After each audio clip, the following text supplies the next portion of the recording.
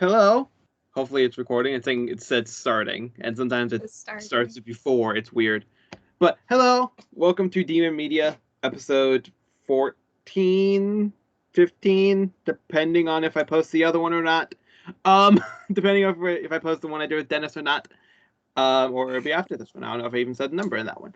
But as you can guess, we are doing Rwby Volume 4 and 5. I know it's been a long time since we did the first three. But yeah. So as you can see, I have a different lovely guest here. Hello, I'm Jen from Jen Period Cosplays 45. Woo! Happy to be here. Well, we are so happy to have you here. You're a lifesaver as always. So today we're going to talk about volumes 4 and 5 of the show Rwby, done by Rooster Teeth, and obviously spoilers. If you haven't watched those 4, technically 1 to 5, I guess would be the best. We might also bring up some small information from future volumes as well, just like being like, oh, this is gonna set up for something for this. But yeah. Other than that, this week I'll have our lovely guest start with volume 4, and hopefully I'll be able to shut up for long enough to let them actually get their whole thing out. But you're good. So take it away. Have fun. Okay. It's my show now. No. Kidding. Take over. So we're talking about Rwby Volume 4, and I would highly suggest you watch Rwby Volumes 1 through 3 before, hearing more about what Volume 4 has to offer, because this starts with a post-time skip. There's new character designs, character outfits, so there's a lot involved with Rwby Volume 4. However, before Rwby Volume 4 came out, Rooster Teeth posted 4 character shorts of the girls Rwby, Weiss, Blake, and Yang, kind of going into maybe their past a bit, kind of focusing on that post-time skip period. So they were all very well done. It got me excited and hyped for Rwby Volume 4 that came out towards the end of 2016. The first episode aired October 22nd, 2016. It was a week after my wedding day, so I was really, really looking forward to just relaxing and watching Rwby after all that stress. So I was ready to rock and roll. Now, throughout the volume, there was 4 other videos posted. I don't know if you remember Springy, Rwby World of Remnants. There was like 4 little ones. There's one called Between Kingdoms, Faunus, Schnee Dust Company, and The Great War. So there's like these 4 little shorts kind of explaining more about the world of Rwby. So you can check those out on roosterteeth.com. I think there's a couple on YouTube. I usually use Crunchyroll.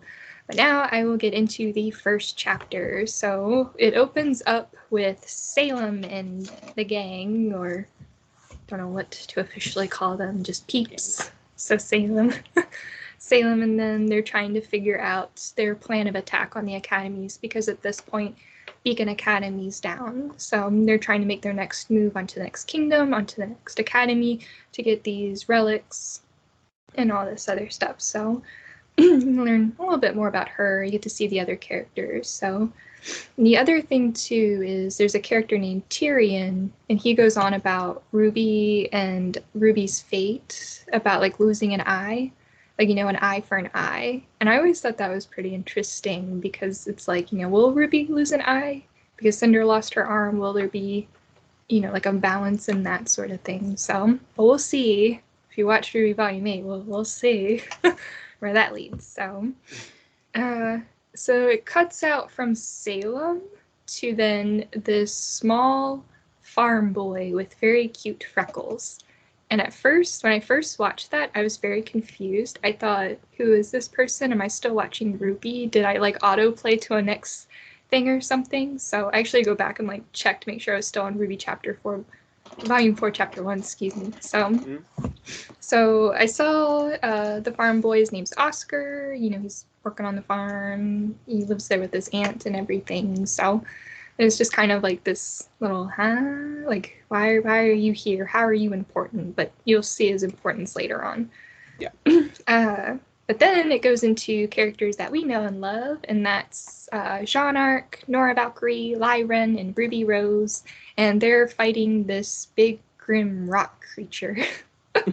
So they're trying to destroy it. I think it was a really good fight scene. You know, they had new outfits, they had new upgrades that they were trying out, so it was really, really fascinating to see that. And after such a long, not like a long period of time, but after a couple months and everything, it was like, yes, like Ruby fights, let's go. So I was really, really looking forward to that. So, and then towards the end of the first chapter, you know, you have Jean gets an armor upgrade, and you know, you have the whole scene with Pumpkin Pete, you know, with the sweater. That is such a cute scene. I love watching that scene. Like, and then like Ruby gets the big head and she's like laughing at Jean, but then it kind of ends a little sadly because then you realize Jean's armor came from Pyrrha's armor. Mm-hmm. That somehow Jean was able to go back and get Pyrrha's armor and then incorporate it into his own. Mm-hmm. So it's a little sad, but at the same time, it was nice to see him all cleaned up. Don't start crying, Springy. Just start bawling because I have the sword like 2 feet away from me. Oh no! Sword everywhere. They were talking about it. But yes, so that concludes chapter 1. So now you move on to chapter 2, which is called Remembrance, which we start with Weiss, Schnee, kind of that little area of the world in Atlas. So here you meet Whitley, Weiss's younger brother. And on first impressions, I was just like, boy, this boy's scrawny. Like, Weiss could take him out in a heartbeat. So little. Such a little guy. So, you know, and then, you know, throughout Weiss and Whitley's interaction, I was like, huh, like, he's not a bad character. It looks like, to me, I feel like the Schnees are all in their, like, little corners of, like, the mansion. Like, it's such a huge mansion, but they're all doing their own thing. Like, Jacques in his office, you know, Mama Sneeze and her garden. Like, and I feel like maybe Whitley missed Weiss when she was away at Beacon, so I thought maybe he was just trying to rekindle their relationship. And I was like, oh, he seems such like a sweet boy, but you'll find out later on, like all of a sudden that impression changes. So then it goes back to Rwby and the gang. I usually call them Team Ranger. I know other people call them what was their other name? Ranger, and then Junior, JNRR. But I usually do Ranger because it's a bit easier. Yeah. So it goes back to them. You know, Jean's talking about his sisters, like his 7 sisters, and all the times they went camping. And it seems like such a fun-filled moment until they reach a village, which was destroyed by bandits. And I've always wondered if that was Raven and her bandits, or if there's other bandits in Remnant that are going around and destroying cities and whatnot. So... And, you know, Jean makes the heartbreaking line, you know, I'm just tired of losing everything. Like, because he lost Pyrrha, and it's just been loss after loss. So, so then I feel like this chapter cuts in and out. So it goes back to Weiss's manor. You know, it's Jacques and General Ironwood. They're talking about an embargo situation. You know, General Ironwood wants to close the borders, and Jacques not having it. But then Weiss comes in because Jacques summoned her and everything. So, and Jacques wants Weiss to sing at a charity event to make the Schnee impression look good again. So she's just like very, very reluctantly, like, you know, I'll start practicing, I'll start singing, like, you know, I'll do this thing. So she leaves his office, and then we meet a new character, Klein the Butler. Who's absolutely adorable and must be protected at all costs. I absolutely loved him at first. I was like, oh my gosh, he's so sweet. So we have them, and then towards the end of the chapter, Jean is seen practicing by Rwby. She's kind of like sneaky sly. Oh god. We should have put a feels warning. Oh god. I forgot about that scene. Oh my god. I didn't. Like, I knew about the scene, I forgot where it was in the timeline. I was like, oh god, it's right now. It's really early on. Like, Rooster Teeth was like, you know that fresh wound you have after Volume 3? We're gonna add a little more salt to it. Salt. That's exactly how it goes. But yes, it's a totally heartbreaking moment where, Jean is training and, he has a video of Pyrrha on the rock and, she's trying to coach him through everything. And she gives like this heartfelt message of just like, I'm glad I'm your friend, I'm glad you're here for me. We're here for one another. And then the video replays and he goes back to training. So I've actually done a crack to that scene where it's like the Mariah Carey yell or something where it's like, but some things only God can forgive. And then it's like the cry and everything. It's to that scene because I was not expecting it. And it's like every time I go back and rewatch chapter 4 and I hear like the Pyrrha voice in like the nighttime and I'm like, uh-oh. Oh no. Not this again. But despite the heartbreak, we go to a different place now. We now finally figure out what's going on with Blake, and Blake is on a ship. And she's traveling somewhere far away into the ocean, so runways and stowaways, and the stowaway is Sun. Sun's on the ship as well, even though Blake wanted to be left alone. And, I love the line that he gives, like, do you think I can get Neptune into the ocean? Like, not gonna be a good thing, no. Not gonna happen. No. So Sun joins Blake. I believe they fight like a sea monster kind of creature. There's like different interactions going on. So I think it's almost like a sea dragon. It's a different sea monster than what happens later on.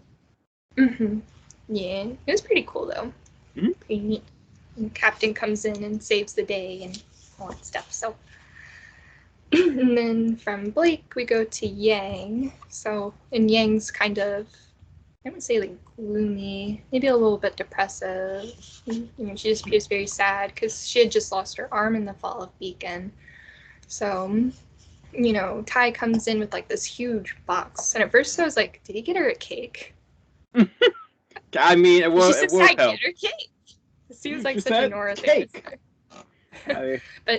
But no, it's like a metal arm, like a robotic kind of arm made from like Atlas, like the head scientists. Like apparently they were impressed by her that they made her and gave her this arm. So she doesn't really try it on at first. So, but we kind of see like, what she's experiencing at home alone. Well, I guess not alone because she has Tai and Zwei, but just kind of seeing her. And then towards the end of that chapter, we see Cinder and Salem. They're sitting there, like, talking strategy, and then in comes this, I believe it's called a seer? Yeah, that seer, floaty seeker. jellyfish-looking thing. It has the word C and ER in there. Something like that. I just look at it and think creepy. Like, that thing's really scary. Jellyfish already have a weird design. That just took it to a new level of terrifying. Very true. So, but yeah, and that kind of concludes that chapter's focusing on those 3 character segments. So now I move into chapter 4, which is family. Kind of goes into starting with the farm boy Oscar again, and this time he finds out that there was something different inside of him, and all of a sudden the voice of Ozpin comes through him, and he like freaks out and falls backwards, and he's like, oh my gosh, like, what are you doing? What is this kind of thing? So we figure out that in a sense that Ozpin can recreate through like some sort of mind thing. So, but that'll be discovered why in a future volume. So it goes to them again, and then it cuts back to Yang's house. Well, Yang and Ruby's house, I should say. Even though Ruby's off exploring parts of Remnant. But Yang was upstairs doing something. She hears voices and goes downstairs, and there's Professor Oobleck or Dr. Oobleck. I don't know which one he prefers. It's one of the 2. Hey, I need to find him and talk to him, and I'll ask him. Okay. I'll ask him. Yeah, but it's him and Professor Porter there. They're talking with Tai, talking about like, good memories of when Tai was a student with like his team, and Yang joins in on the conversation. There's like a moment where Tai gets like snippety at Yang, but he's just like, like I think you lost some brain cells along with that arm, and like the teachers are like, even I was in shock. I was like, oh, like that is that is not something you want to say. But then Yang like playfully punches him and she's like, you jerk. And then they start laughing and everybody's like sitting there. Even I'm sitting there like, what was that? Like, that's an interesting dynamic between parent and daughter. But you know, everybody has different dynamics. It's fun. Yeah. So I'm kind of wondering, I guess so, like their dynamics. So while Yang and Tai are busy, you know, going down memory lane and everything, Crow, who's been following Team Ranger for a while, I think ever since they left the house, you know, Team Ranger stays in an inn for the night because it's raining, and then Crow stays at the inn opposite of them and is told by a very young bartender type person, hey, you know, there's somebody upstairs for you, and it's his twin sister, Raven Bronwyn. Mm-hmm. So Raven's trying to get Crow to see her ways, Crow's trying to get her to see his ways. It's just a verbal battle between siblings. So, and you kind of get what Raven's after, which is, you know, that the weak die, the strong live, that she has to lead the tribe, and, you know, it's all this grand all thing. All things must die. Yeah. Very true. So horrible joke with her song. It's okay. But we portal out of that chapter into chapter 5, which is Menagerie, which starts with Blake and Son. They arrive to Menagerie, which is the place Blake was brought up. So they arrive. Son's like, you know, this place is crowded. Like, there's so many Bonus and people here. Like, who are these people? So, and Blake's trying to explain, like, you know, we want equality, you know, we just want to be equal with the humans, but they put us on this island down here, and we just have to make do, because on the other side there's, like, desert with Grimm, and not every villager could survive, so... So, they finally get to Blake's house, which is the very big one in the center, and Son's, like, freaking out, like, what is this? Mm-hmm. So, you know, Blake, you know, knocks on the door, you know, and it opens. And at first, when the character appears at the door to greet Blake and Son, I thought that was Blake's sister. She looks young. Come on. But it turns out it's Blake's mother. And I was like, oh my gosh, this is her mother. Like, what's she going to do? Is she going to, like, yell at her, like, tell her to go away, you know, all this stuff. But instead she, like, embraces Blake in this tender hug. And I cried the first time I saw it. I still tear up looking at that scene. And she's just like, my baby girl. And I'm just like, this is so sweet. So many tears and feels. Oh. But yeah, so she's welcomed back home by her parents. Son's welcomed by Callie, but not so much Blake's father. Gira? I think. Something like that, yeah. It's Gira. I want to say Ghirardelli, but I think that's a type of chocolate. I think that is. I think that is also a chocolate. No. I think they've named things after Cinderella and made them the bad guy. So I mean, it could be chocolate. Who knows? I don't know. But yeah, so Blake's now at home with her parents and Son. So, and then they're greeted by the White Fang, like members of the White Fang, and you know, Blake and Son are like, but they're bad. Like they were at the Fall of Beacon, and they were letting Grimm into the school, and the father's like trying to make sense of it all. So it's kind of up in the air, like what's gonna happen with Blake while she's there. Like she wants to be at home, relax, recuperate, you know, just be by herself. But now it looks like there might be problems in the future. So now we go into chapter 6, tipping point. So we get a little bit. Yeah. So this starts with Weiss. Sorry, I knew it's so confusing. So we start with Weiss. Weiss gives a breathtaking performance with the song and everything, which is just, it's very powerful. I don't know if you've listened to it recently, but it's just like very powerful. Like no one's gonna hold me down. Like, you know, that she's gonna do what she wants to do. So then after the performance, there's a party. You know, there's like pieces of art being auctioned to help raise money for, you know, the Fall of Beacon to help with that. So Weiss is walking around, and we meet Henry Marigold.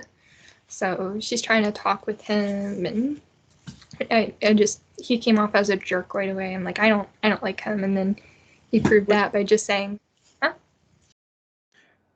Is that? Wait, hold on. I have to double check something. Isn't May's last name Marigold? Yes, it is. So in future volumes, Volume 7, you'll meet May Marigold, who's the cousin of Henry Marigold. And that was confirmed as canon. I didn't know that. That's why I was like, oh my god, I need to look this up. Hold on. I love May. Yeah. Sorry, go ahead. It's okay. This is not a May Marigold simping place. But back today, maybe tomorrow. We'll invite more people for that one.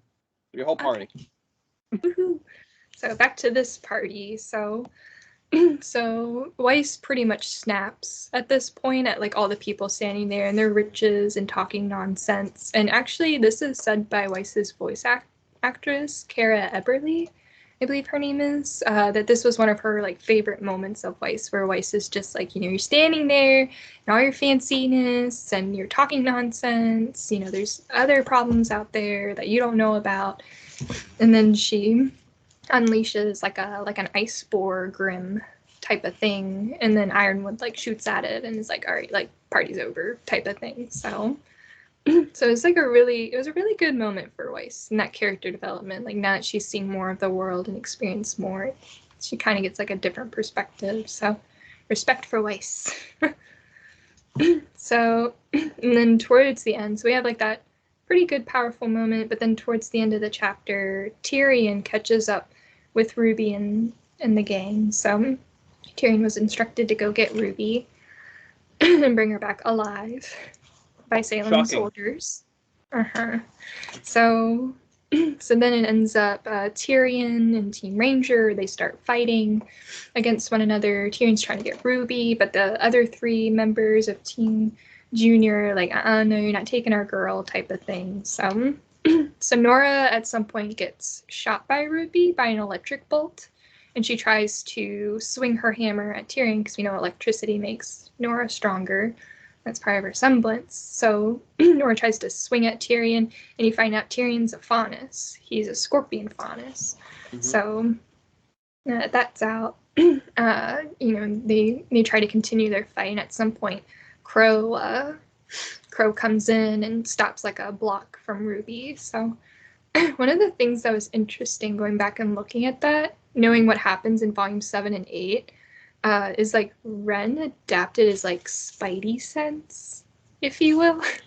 Like just to know when something's coming, like something, whether it's grim or something, he can just like kind of sense it and like tell the others like, hey, stop, or like give me a moment to like figure out if we're in trouble or not. So it kind of started there, and I feel like that often gets overlooked, and I'm always like pointing people like, no, volume 4, he developed that early on, and they're just like, no, and I'm like, yes, it's in there. Trust me, I know, I saw it. I was forced to rewatch it. I know.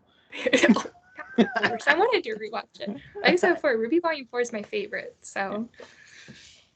But yes, so we leave Team Ranger, Crow, and Tyrion, and them into Chapter 7, which is Punished. So Oscar is at the farm. He's talking through his aunt through the door. Like there's like this friendly banter going on. And then Ozpin's trying to like get Oscar to leave, and he's like, try to go. We need to get to Haven. We have to get there somehow or another. And then he like has Oscar like envision like the headmaster's office at Haven, and Oscar's like, how do I know this? Mm-hmm. So that's when you kind of get like a little bit of a taste of like, all right, like Ozpin like reincarnates, there's like memories involved. So, but yeah, apparently Ozpin has already read Oscar's thoughts and everything, and it's like, well, that's embarrassing, buddy. Like, oh dear. So, but. Mm-hmm. But yeah, it's funny that Oscar couldn't read Ozpin's secrets, because I feel like that would have been so helpful to know before Rwby Volume 6 what happened. So either Ozpin has a really tight lock, or Oscar just wasn't strong enough then to like go into Ozpin's memories and be like, you have very big secret, you need to tell everybody now. Like, but that'll come to light in Volume 6. Yeah. So that's next episode. In 2 years from now. when, Ruby's at the finale. Oh, man, we got to do the other episodes. That'd be funny. Alrighty, so back at Schnee Manor, the only thing that really came out of that was Jacques was like kind of yelling at Weiss, like, why'd you say all those things? Why'd you do that? And then there's like the infamous like Jacques slaps Weiss, and then Weiss is like, all right, I need to go. So so there's been like a couple cracks about that. There's been people that are like, oh, like he should not have done that. I was on the team, like, how dare you touch her? Like I felt like General Iron, like, she's the only one making sense around here. I was like, yes, that's Weiss. Like, Jacques, you have no idea what's going on in the world. So that was unnecessary. But yeah, so Weiss is preparing to leave. But then it cuts into pardon me, Team Ranger back to their fight. At some point, Crow gets hurt by Tyrion. Like after this really epic fight scene, there's a new song that plays, Bad Luck Charm, which has been like everywhere. I've noticed. I don't know. Mm-hmm. It's been following me ever since I watched the episodes. Everywhere. It's in my head. But yeah, there's like the awesome fighting scene. Crow gets grazed by Tyrion's tail, which becomes poison, because again, he's a scorpion faunus. And then at some point, Rwby comes across. I should have gone back and like rewatched it, but like Rwby comes across and she like shoots off the tail somehow. And I guess it hurt a lot. I mean, I don't know how it would feel, because Tyrion says a very naughty word that starts with the letter B. And I don't know if I could say it because I don't want this to get taken down. You can say whatever you want. You can say whatever you want. Worst comes to worst, I won't get paid for it. I don't get paid for these anyway. You're fine. You say whatever you want to say. Okay. So, but yeah, they had that moment in there. So Tyrion runs off wounded. Crow's wounded on his own. He asks, and then he asks the other four people there, like, what's your favorite fairy tale? So the only really curious thing I had in mind was like, how did Tyrion know Crow's name? Because at one point Tyrion was like, oh, it's Crow Bronwyn or something like that. Like, I was like, how'd you know about him? Yeah. Very, very curious. There's definitely a few things that we still don't know to this day, which is very interesting. Lots of loopholes, but it's okay.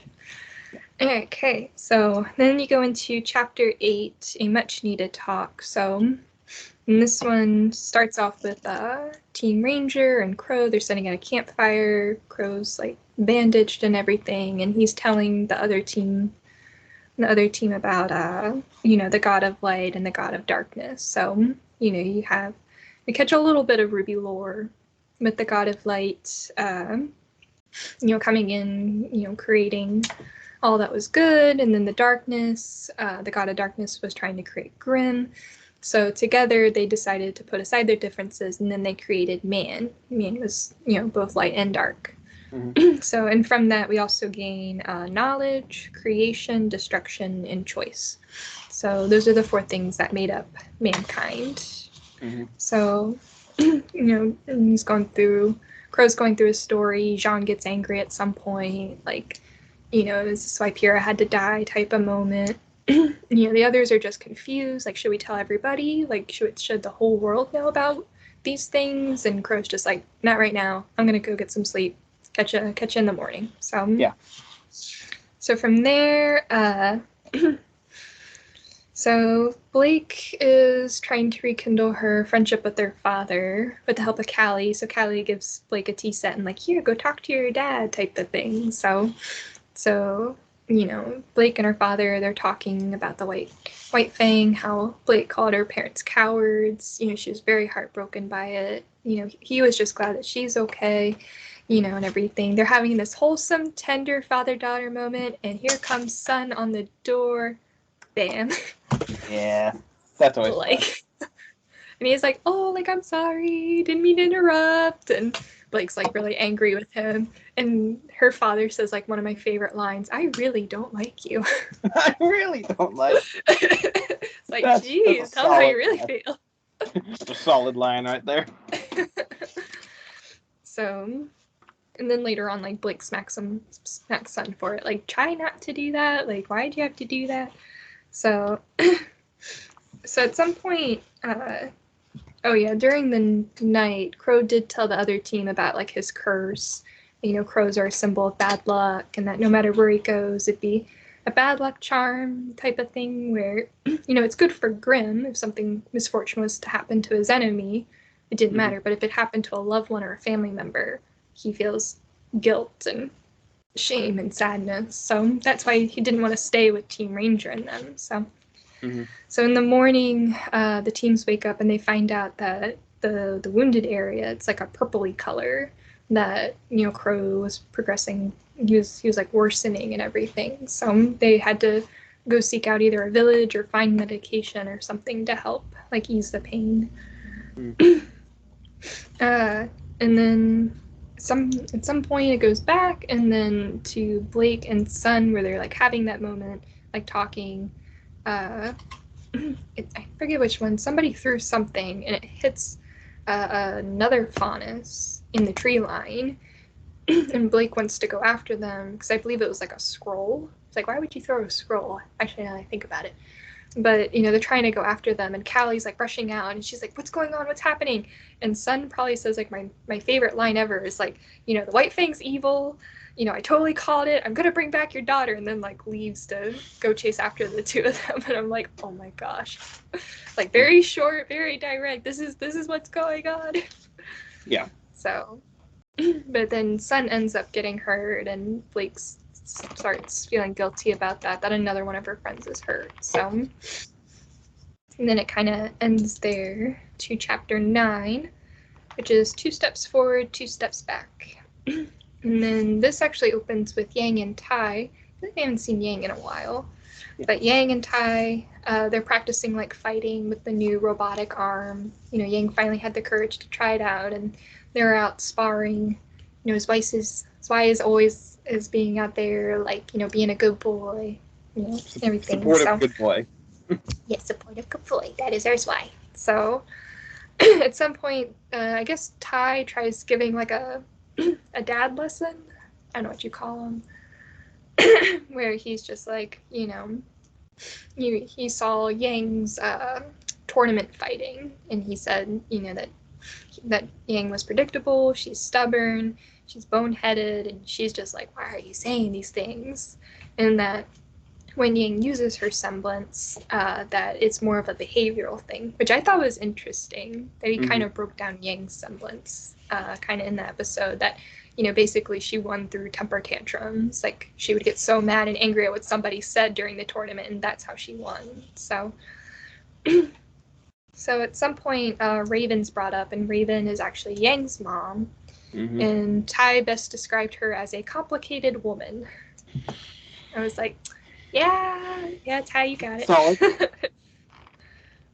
So, and he mostly blames Raven for the division of Team Stark. That was Summer Rose, Ruby's mom, Tai, Raven, and Crow, because of Raven's faults, which I always wondered what they were. Like, they're not really described. So I think Raven's best described as complicated and mysterious. So there's just not a lot known about it. A little bit intimidating, yeah. But she's a leader of a what's it called? A bandit tribe. So kind of have to be. Yeah. But from that episode, I did gain from rewatching it. I could see like why Tai was a teacher. He kind of looked at everything and was like, okay, like this is what it is, and then kind of just told Yang like flat out like, this is how it is. Like, what are you gonna do about it? Type of thing. So he's like, he's a very good teacher. Very good. So Weiss is trying to train to get the knight. I don't know what it's officially called. I know it's like supposed to be like their grandfather or something like that, or some sort of family thing that some people can do, or something along those lines, like ancient Schnee family secrets. But she's trying to work on that, I guess you could say. And then Whitley comes in, and at this point, this is when my perspective of Whitley changes. Because then it's like, oh, like he was trying to be all nice, and then when Weiss lost it, like Whitley became the heir to Schneedesh company, and Weiss was kind of like, that was your goal all along. Like, you didn't care about me. You just wanted to be after like the company and whatnot. So, so, and I just saw earlier today that Weiss like slams the door in Whitley's face, and I was like, that was really satisfying to watch. So nice to go back and rewatch that. So, and then actually, I take that all back. What I said about Sun getting hurt, it's actually in this episode, or in this chapter, chapter 9, when Sun gets hurt. So, backspace what I said before. My part's gonna be completely mixed up. I didn't label them by chapter, so we're fine. So, but yeah, this is the chapter where Blake sees an old friend called Ilya. She's a chameleon, faunus, and she's trying to like stop Blake from dividing the White Fang, or trying to get her to come back, something like that. But then through the process, Sun gets hurt, Ilya escapes, and then it kind of ends there. So, and then chapter 9 does conclude with Team Ranger and Crow. They're trying to walk along a mountain. The path ends up splitting into two. Ren gets upset about going into an old village, which is crossed out. So Ren gets upset, he's yelling, and Nora puts in like, hey, there's the other trail, which leads to a mountain. Ren and I will take the mountain path, while Jean and Rwby and Crow go down to the village to see if there's any medicine or any doctors. We'll go up here and we'll see if there's like an advantage point where we can look over the land and see how close we are to Haven. So the team ends up splitting up then. Before that, John and Ren have a bro hug moment, just like, and then like one of my favorite lines from that chapter, just take care of each other. And then Nora comes in and she's like, we always have. And it's like, aw, how wholesome. So, and then from that, we go into chapter 10, Kuro Yuri, which is actually my favorite chapter of this whole series, and you'll find out why in a minute. But before that begins, it actually starts at the train station with Hazel and Oscar. Oscar's trying to get a train ticket to Haven. It's not working. He's like, this thing, this whole magic power doesn't come with infinite loads of money. And that's when Hazel walks in and he like, the machine gets it to work, and then they start to take off towards Haven. So I'm always curious like how Hazel was like in Oscar's area. I was just thinking that, to be honest. Yeah, I was just thinking like, and that also kind of sets up like a type of familiarity later on as well that we'll get to in a future episode, but that the future familiarity of these two characters. So that's interesting to remember as well. Yeah, just like because Hazel started at Salem's castle or place, and now he's over where Oscar is. Yeah. So, I don't know. I wondered how close they were. So, the reason why this is my favorite chapter, and probably my favorite episode, is because we get baby Ren and baby Nora. I know they're not technically babies. They're probably like small, 6 or 7. Like they're children really, but they're my babies. So, bear with me. I'm a Renora shipper since volume 1. If you want to know anything about me, is that. I love those two so much.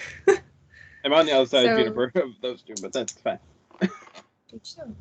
So we get Ren and Nora's backstory. So we get to see Ren as a child. He had like this British accent, which I was always confused about. Like, he kind of had like this weird, like, I'm gonna go get father some sake, even though I'm too young. Like all this stuff. That's my impression of British. It's good. It's good. I'm a British child from a TV show. So, but yes, we get, little Ren. He's trying to find the perfect gift for his father's return, and everything. But during the process, he spies a small girl who's like dirty. She has like this piece of bread, and these other kids are like bullying her, like picking at her, kicking her. She bites one of them, and everything. And then, one of the kids like sees Ren. Red gets like really scared, and he runs away. But he runs into his father. The other kids skedaddle, so does the little girl. They all take off.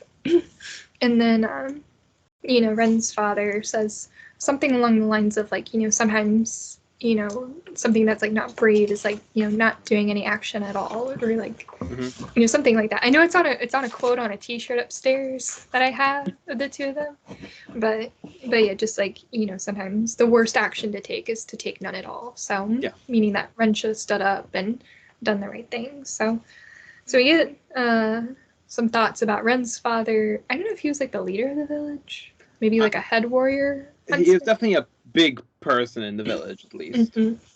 Yeah, some sort of big shot in that little village. So, but yeah, so and sometime during the night, hold on.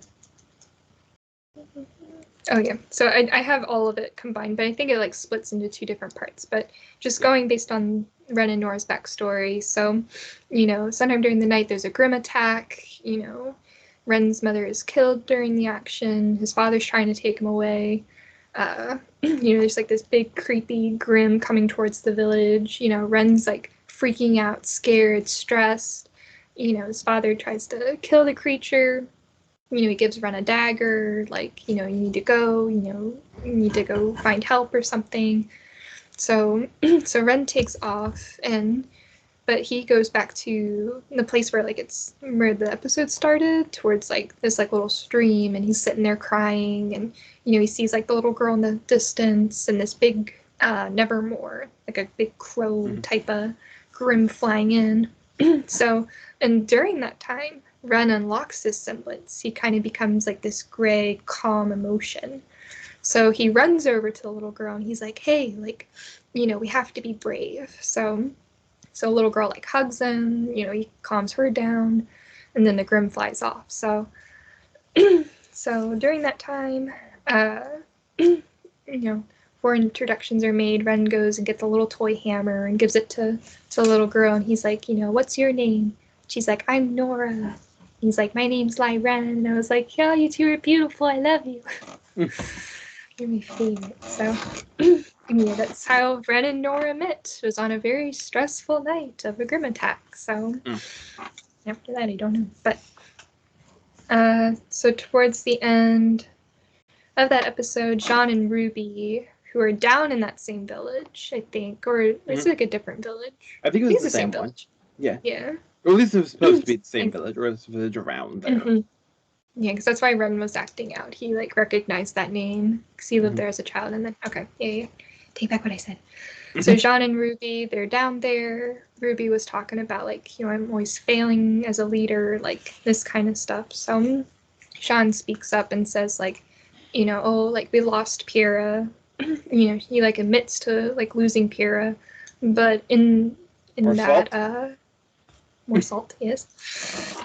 So, but instead that, Team Junior, so Jean, Nora, and Ren, had that courage to go and follow Rwby as a leader. So it's just this like these two team leaders, talking amongst one another. Kind of reminds me back in like Beacon, like Volume 1, when they were sitting at the door talking. Now they're out here in the middle of nowhere talking. Yeah. So, and then towards the end, we see Ren and Nora. They're at the top of the mountain. They're trying to find like a good advantage point. And this is like my favorite interaction, and actually my favorite sound to use on TikTok is like, Ren's like, hey, you okay? And Nora's like, yeah, I'm good, or something like that. And she says like, like, we never get the easy path, don't we? And she's like, I always got you here. So that's always my favorite part. It's like, no matter where I go, I still got you. So we get the cave scene. There was apparently like a bunch of warriors that had died. Ren goes outside to the other side of the cave and realizes that there's like this huge grim creature going towards the village where Jean and Rwby are at. And it brings back like all this stuff. And then we end with Nora, reaching out for Ren's hand, like, I'm still here. Like, we got this together. So. Power of teamwork. And probably fangirling screaming from Jen. Yeah, exactly. With those 2 pointing hands. Okay, so there's only 2 chapters left of Volume 4, with Chapter 11, Taking Control. Salem, Cinder, and Tyrion. Tyrion comes back, empty-handed, the tail all messed up and everything, So Cinder was out training, Tyrion comes in, Salem says, like, I'm disappointed in Tyrion, and Tyrion just gets really hysterical and kills like a grim creature nearby or something. So his laugh, I don't like Tyrion's character, but his voice actor is incredible, I have to say. Like, the creepy laugh, just like, how he gets animated with the language, and just like, it's very creepy. Tyrion's a very creepy person, but it's a phenomenal job how they did it. So, and then from there, it cuts into Yang. So Yang's actually taking off on Bumblebee the bike. Bumblebee the bike and not the ship. Yes. There's a difference. So, yep. So Yang's about to take off, but I mean, it should have just been pointed out that we all knew she was gonna leave to go find her other teammates. So it's just kind of like, we were just waiting for this moment. Yeah. Also, Weiss is leaving her manor, and it's so funny going back and rewatching because Weiss wears like the high heels and everything, and I guess they have like glass or tile floor because it's like, Weiss is trying to like sneak out, and it's like click click click click click of the heels on like the tile or the marble floor. It's like the comments on Crunchyroll is just like, Weiss sneak attack, click click click click click click, like so much. So Klein is actually helping Weiss escape. He knows like a back entrance or something. So, and that's when I realized I was gonna miss Klein. I was like, no, Klein, I'm gonna miss you. So, and then there's like other events going on. Like Whitley calls for Klein at some point. Jean and General Ironwood are like back in Jacques' office arguing about stuff that's been going on. So, and there's all these different things. So, and then it cuts into Blake and Sun. Sun finally wakes up. He's like bandaged and everything from when Ilya hit him in chapter 9. Blake's sitting there with her head down, just like, this is why I don't let people get close to me, because then they get hurt and I'm partly responsible. And Sun's just like, I feel like he's kind of like Ty in a way. Like Ty was there for Yang and saying like, gotta go there and be there for your teammates. Sun's doing the same thing for Blake. It's just kind of like, you need to be there for your team. You need to go meet your team. So like kind of reunite with them and everything. So it's a pretty good episode or chapter, excuse me. But there was one interesting thing when I went back and rewatched it. So Jacques tells General Ironwood during that chapter, never trust anyone but yourself. And I was like, at first I was just like, that's Jacques being Jacques, but now I'm like, in later volumes, this will kind of make sense. Yeah. Sometimes, you try to put your trust. Yeah, I definitely noticed the same thing going over volume 5 as well. A lot of seeds being planted for later things, but we'll talk about that a little bit. Yeah, a little bit.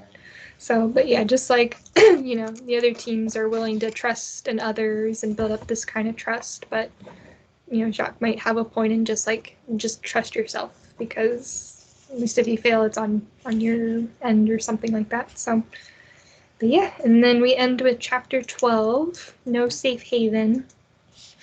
Ren and Nora are running down the mountain. I don't know how they must have flew down the mountain or something to get to the village where Jean, Rwby, and Crow are at.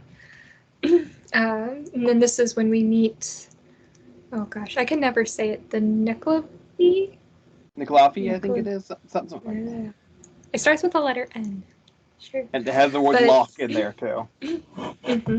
But it's just like this, it's kind of like almost like the Headless Horseman, except it does have a head, where it's like on a horse grim type of thing. It has like these long, willy arms. It does like these like little jerking motions. It lets out this really loud scream. It's very creepy. I did not like it at first. I was like, oh no. But now I'm wondering, with later volumes, if that Grim was actually a person. That could have been interesting to figure out. That could be an interesting theory, but maybe in volume 8 y'all can discuss that. So plant that seed for you. We're planting a seed here, so we can talk about it later. Later. Yes, so back to chapter 12. Ren's basically going crazy, seeing this grim creature again in his village. Ren's like going crazy. Jean's yelling at him. Nora tries saving him at one point, which is like the famous line. Nora like is like up on the thing with the lad with the hammer, and Ren's down below, and then she's like, "Aha!" and then she's like, "Stop looking!" Like you can see like right up her skirt. I'm like, Nora, you're wearing a petticoat. You're fine. Like he's not gonna see anything. But it was pretty funny. Yeah, that was great. So Jean decides to be the strategic one, which is mentioned in the first episode that he's the strategist. So he decides, hey, we're going to run in circles. We're going to try to confuse this thing, So he's like, we're going to go in circles. He uses his upgraded sword. So like using it like a two-handed sword, I believe. Mm-hmm. Oh, I thought you were going to get it. Yeah, I don't. Maybe one day I'll commission to get the bigger one too. Because of course I have room for that. But yeah, so during this scene, there's still a lot of fighting going on. Nora's aura goes down, Ren's aura goes down. Nora comes in and swoops and gets Ren to stay underneath the house. Ren's seeing Rwby and Jean trying to fight the Grim, and Nora's like holding on to him. He's like, Nora, let go. Like it was a really well done scene, but he's like, Nora, let go, and she's like, she smacks him across the face, and she's like, no, I'm not gonna let you go. Like, we're best friends. I don't want to see you get hurt. Like, we're gonna do this together, type of thing. And I especially love the part where he sees like little Nora, like child Nora, and then he blinks, and then it's like grown up Nora. Like, I have that GIF somewhere on my phone. I love watching it. It's so nice to see just that like progression. And not only the progression with that, but also with like the tears. If you look Rwby's volume 1 through 3, it's almost like, I call it like a water fountain of tears, how it was. Yeah. But this is like a very thin line of tears. Like they changed the style and how the characters cry. Mm-hmm. So in case you all want to know what goes through my head, that's what goes through my head. Is noticing how characters cry. Yeah. I do so much, I need to know how they do it. I know. I need a bucket. Bucket load of tears. But yeah, so after Nora's speech, which is totally heartbreaking, Ren finally gets the courage to work out a strategy with Jean. They end up defeating the Nicoleve thing. Ren gives the final blow. Thankfully, he drops the dagger because then Nora dives bombs him with a hug. So, and then we then see and hear a Mistral airship coming into view. The characters are then rescued, especially Crow, and then they're taken away on the airship. Rwby's worried they're not going to make it in time. Jean looks up and sees that they made it to Haven. That from the air you can see Haven in the background. It's actually a really pretty shot. It's one of my favorites. So, and also during that part, when they're all on the airship, Ren and Nora are sitting together, watching the view, and Ren reaches down and grabs Nora's hand. You can just hear all the Nora shippers in the background, especially me. I was screaming my head off. I was like, yes, yes. And Boop's playing in the background, just really slow and acoustic and I'm just like, yes. And Nora leans into him, and it's just adorable. Yeah, wholesome moments. Love that moment. Love those two. Oh. So, and then it finishes off with Rwby is writing a letter to Yang about their progression. We made it to Haven. This is what I've learned throughout everything. I was actually rewatching that scene to kind of get hyped for today's call, and she mentions there's things that Uncle Crow knows, but I don't want to write in this letter. I want him to tell you, type of thing. So, which will be discussed here in a moment. So, but yeah, there's a montage where all the characters are now trying to make their way to Haven. Beforehand, everybody was separating, but now everybody's trying to make their way to get to Haven. So yeah, and you have lovely credit scene. Home plays in the background, which is sung so beautifully by Casey Williams. And then you have your post-credit scene, So I'm going to be Rooster Teeth without a post-credit scene, which is Oscar and I guess Ozpin in a way being introduced to Crow, saying like, "Hey, I want my cane back." So, yeah. And then that includes Rwby Volume 4. Woo! Throw the clipboard across the room. So, one thing that I did notice from hearing the recap and everything, and seeing it and stuff, there is a very conflicting contrast between how Blake's family is and how Weiss's family is. It's very, very different. Mainly when you see them like almost in the two sets of families, almost in the same chapters sometimes, if not one then the other, in different ones. So that is definitely something interesting that like mainly when like the color of like black and white are supposed to be, like it's very interesting how they do that, mainly and all that fun stuff, So yeah. Yeah. I mean, I don't really have anything else to add other than that. I was trying to make sure I remembered that the whole time. I think I had the same reaction as you did about Callie. I thought like, oh, it's sister. Nope, it's oh, really? I think so, but again, I watched like all in like a week, so I was like, I'm very blurry on a lot of details. But yeah. It's a really good volume. It does get a bit of hate though from people saying like the fighting seemed a bit slower. It didn't have like that unique like kind of Monty flair, because during the writing of Volume 4 and the production, that's when Monty, the creator of Rwby, passed away. Yeah. So he also voiced Lai Ren, but now Neith Monty's brother, now voices Lai Ren, and he did it, I think, in Volume 3 too, Volume 3 and Volume 4. So there's been a lot of this and that about it, just like, it's just filler. But to me, I feel like it's a good kind of filler. It was like enough to get to know like what are the characters doing, how are they progressing in relationships and their fighting styles. So it's one of my favorite volumes. Yeah, definitely. What another one of the big things that was definitely controversial at the time, but I wasn't a fan at the time, so I can't. What I've heard was controversial at the time from other people, that the art style changed. They changed like animation studios basically. Like they just like changed the style of animation, and I heard that was a big thing as well. But now everybody loves it because it's been the same thing for now. More of the volumes than not, so that's just what happens. But yeah. Do you have anything else extra you want to add about Volume 4 before we carry on my wayward son? I don't think so. Nice reference. Yeah, thank you. And we also like do meet a lot of new characters in that volume. We first meet Salem. We first meet Tyrion, Hazel, Raven. We first meet Oscar and everything like that. So yeah. So now shockingly, I'm gonna talk forever. And it's okay. Now we're going to be talking about Volume 5. This is mainly being in Haven. There, like before, there are a lot of subplots as well. Like there are like a few stories we're following at the same time. There's obviously what could be known as the main one with Team Junior or Junior Ranger. I have it written down as Ranger. And I say Junior. There's two different things in my head. It's okay. Whatever. With Team Ranger and Crow. This is the first episode the first chapter of Volume 5. It's weird for me to say that.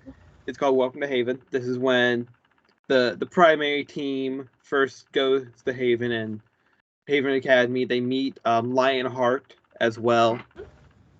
And they also did, and something that I did notice while they were talking is that Lionheart was definitely planting some more of the seeds of James's later. I don't want to say insanity because I know a lot of people will kill me for saying that, but that's just the best way I can say it. Yeah. I know at least one of them who would try to murder me, but they already hate me anyway, so it doesn't matter. So they all make it there. We see this beautiful artistic rendering of a few different places within Haven. We kind of just get introduced to Haven since it's a different place than we're used to. For like first 3 volumes, we're at Beacon 95% of the time. Volume 4, we're mainly in wooded areas. At least with like the primary. I'm saying primary, but that just like I think that's the main story, and the other ones are also side stories that are bringing them all together. So in chapter 1, we meet up with them, and then we also see that Weiss is being taken back to Atlas by one of the flyers who's getting paid to go back and take her. We also learn what it's kind of like a big recap type of thing, and also kind of like seeing what's going on, because we also see Yang in this episode as she's starting to go towards trying to find Raven and her bandit tribe and everything like that. She's trying to find out where she beat up a guy in a bar. That was fun. And like the bartender was like, "It's free. He's been a pain, so it's free. Just go. It's fine." Because she wanted to. It wasn't like, "Go! How dare you be here?" Like she was sleeping anyway. But we also do see a few scenes with Blake as well. Just talking to Ilya a little bit, just being like, you don't have to be with them still, because at this point I do believe she is still with the White Fangs, since Adam was kind of blaming her for a lot of the stuff that's happened. A lot of these episodes are like very short. They're like maximum they're 23 minutes. Like they're not super duper long, and so my notes will set up a little bit differently. I'm still going to be saying the volume name, like chapter names, but so, and it might also be horribly out of order, so I'm sorry. So this volume also premiered on October 14th, 2017 on Roosterteeth's website. In addition, there's also theater screenings for the premiere that was held at different fandom events across the United States on October 12th. So, just 2 days before, almost like being a first member probably at that point. Also at the in about the middle, I would say, it just shows the after credit scene that Jen was talking about, where Oscar comes up to Crow and says, "I would like my cane," or well, the voices in my head said to say this, thing, and Crow got drunk, which at this point is not shocking. And Oscar brought him home and tried to explain the situation a little bit. So a lot of these chapters, this volume has a few different parts. There's the main story of Ranger and Crow and Oscar trying to protect Haven. Weiss trying to be let free, basically. And later on, she does also get captured by a group of bandits, which at the time of when she first got kidnapped, we did not know it was the same group that Yang was trying to go to find her mom and figure out, why'd you leave? And like I said, Yang is also trying to find her mother, so that's another side story. And also, Blake is trying her best to fix everything about the White Fang, and trying to convince people that the White Fang that's here is the same that is there, and we have an issue. Makes sense. So this is also as I was talking about, this is the first time that the team meet Oscar and kind of goes over everything with that. This is also the first time Weiss and Yang meet Raven, because before it was just Crow who met her, or saw her again. I guess not meeting, because born with her, around her. This is also the volume where we first fully see Jean's semblance of the Aura Amp. Even though we have seen some parts of it here and there, just learning that he does have an excess amount, like a lot of stored up aura, more than normal. because of his semblance, where he can amplify. That's part of the word. Other people's semblances and their aura to both either boost their semblance, like how he does a lot of the time later on with Ren, where he is where he boosts it to where he can John boosts Ren's semblance, so he can block more people's emotions from Grimm and also have a further outreach of where people are and stuff like that. So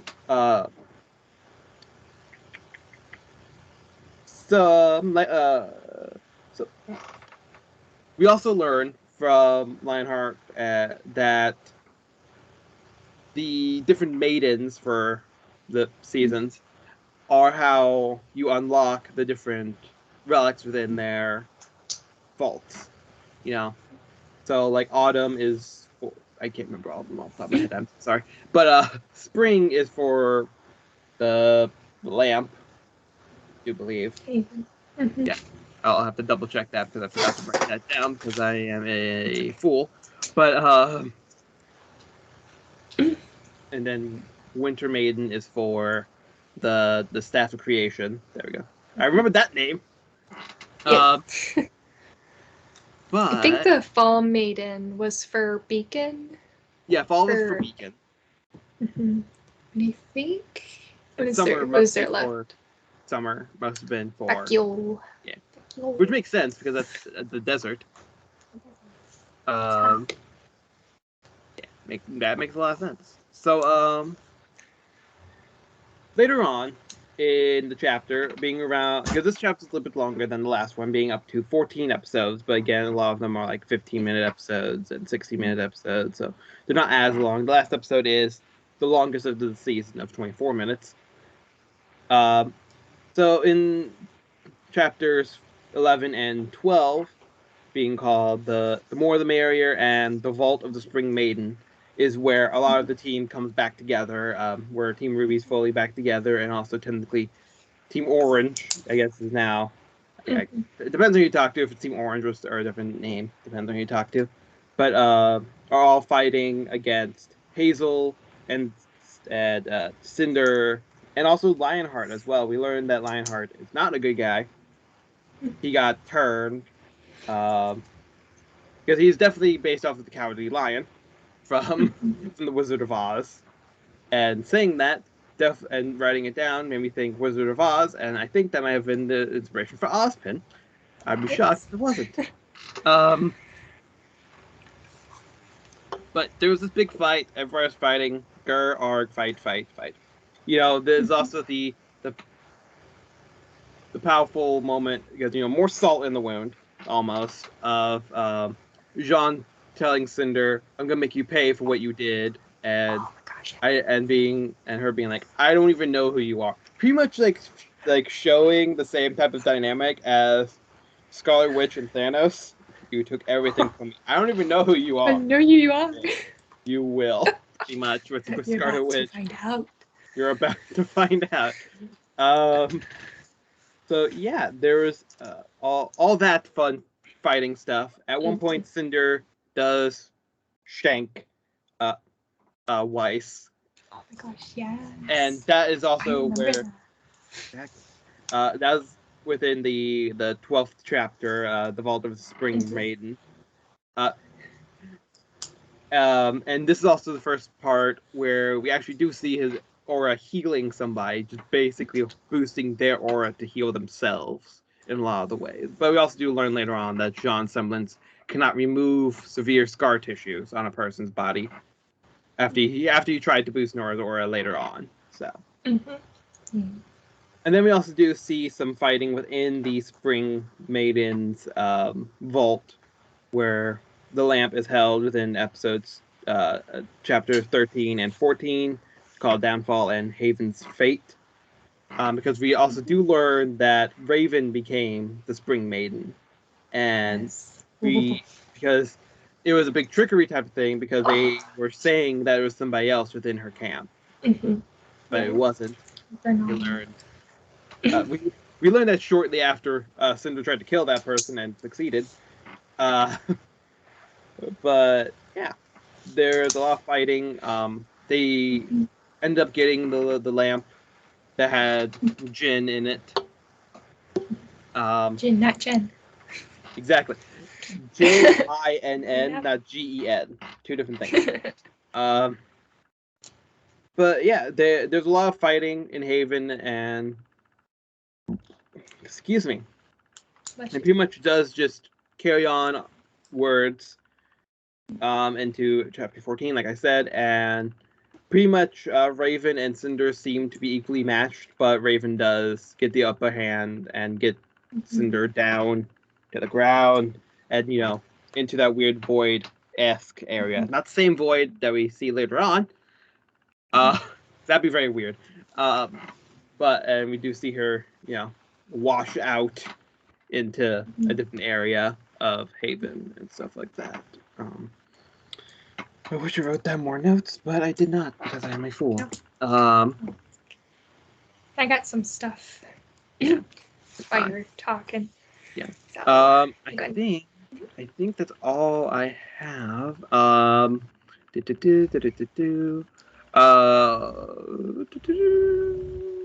Yeah.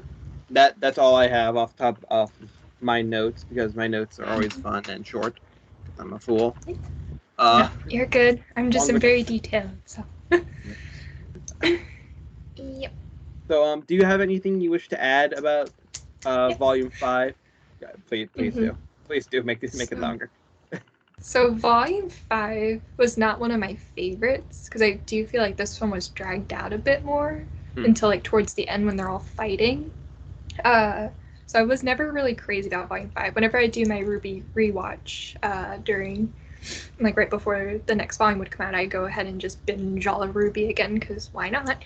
So, and it's always like Volume 5. I'm like, do I have to watch this? Can I just skip to the end where it's just the 4 girls hugging because that is such a wholesome moment and that's all that matters is that they're back together. But I'm like, no, sit here, watch it. At least watch the Nora parts. Like, that's all you care about anyway. My girl Nora. I don't know so it came out in 2017, so a year after Volume 4. And around that time, I think it's because I got my tonsils taken out. And I was just so drugged up from after the procedure for 2 weeks. I missed the 2 episodes that Saturday. So I don't know if it's just because I was behind and had to catch up on everything that everything just mushed into my mind. So maybe that's why I don't enjoy it. I don't know. But I did enjoy rewatching it this time. I tried to have a new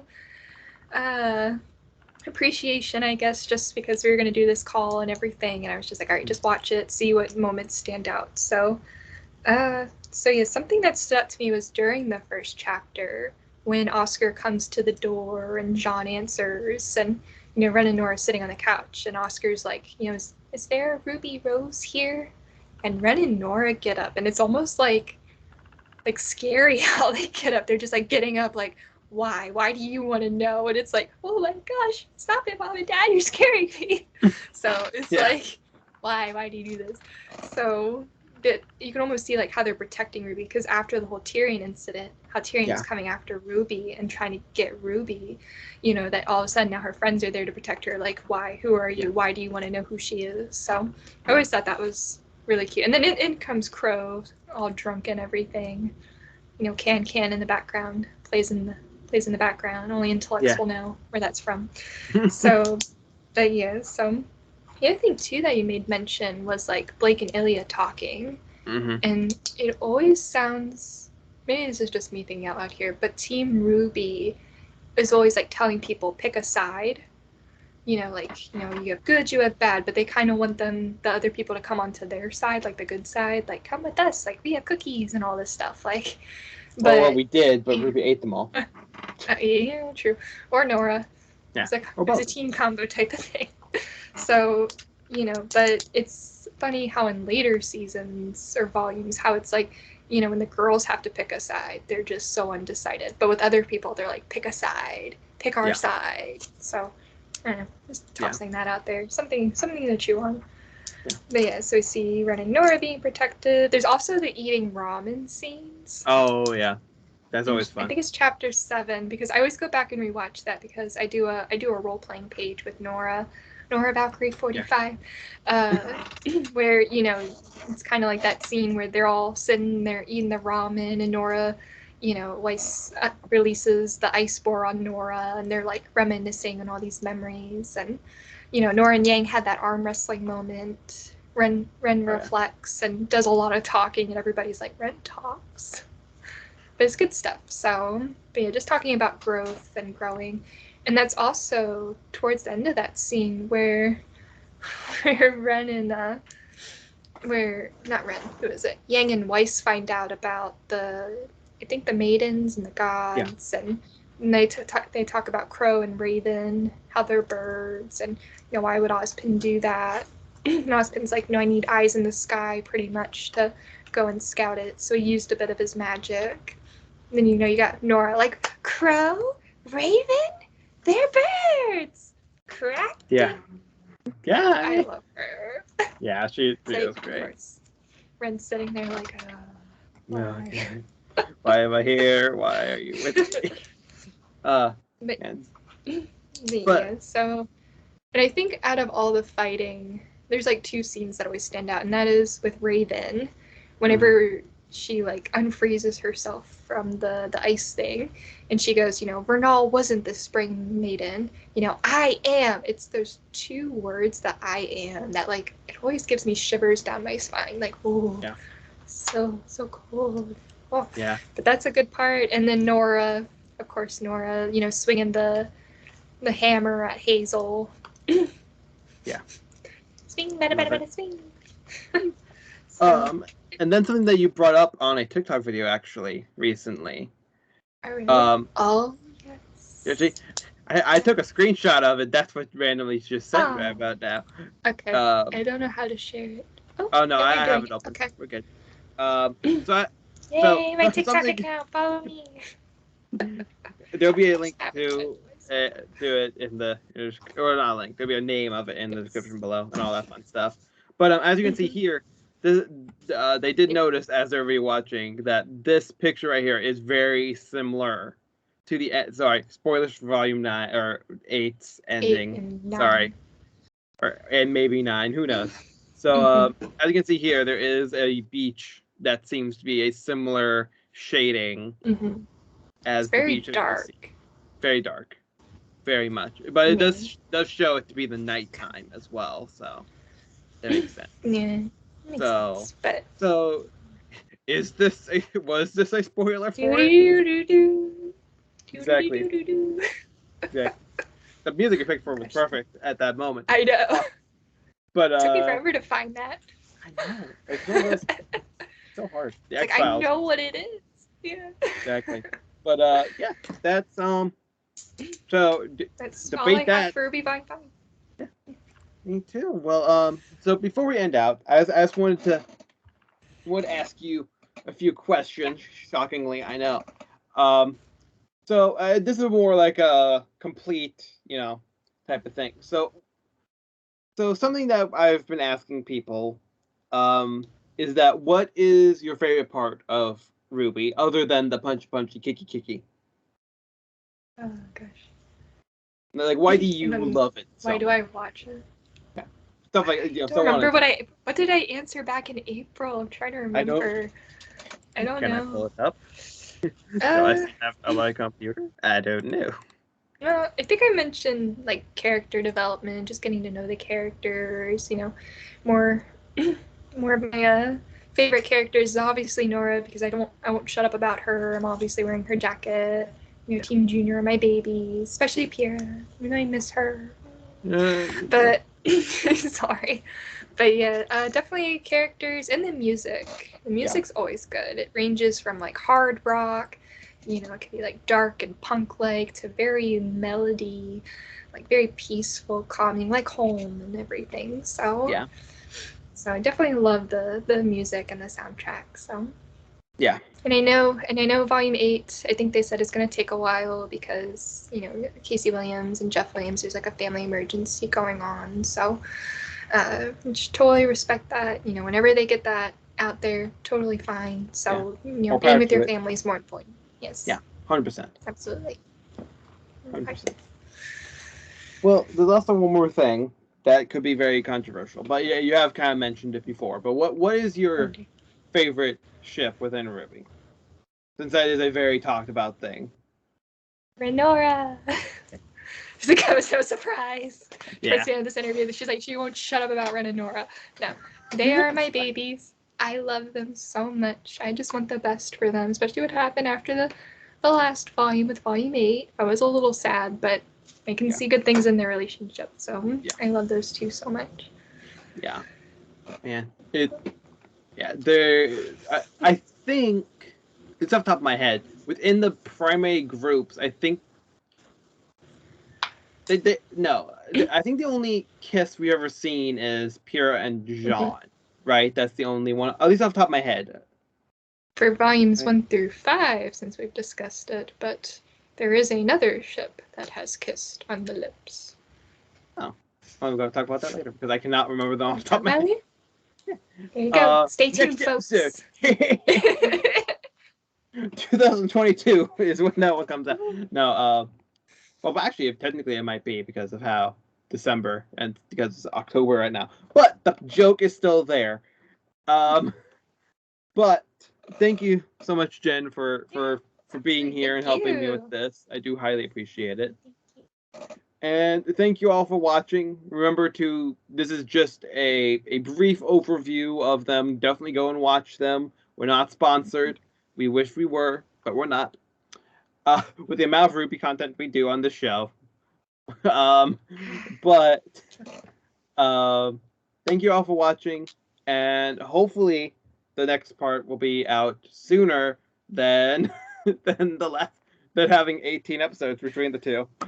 So thank you all for watching, and at least I see you in the next video. Bye bye. Bye guys.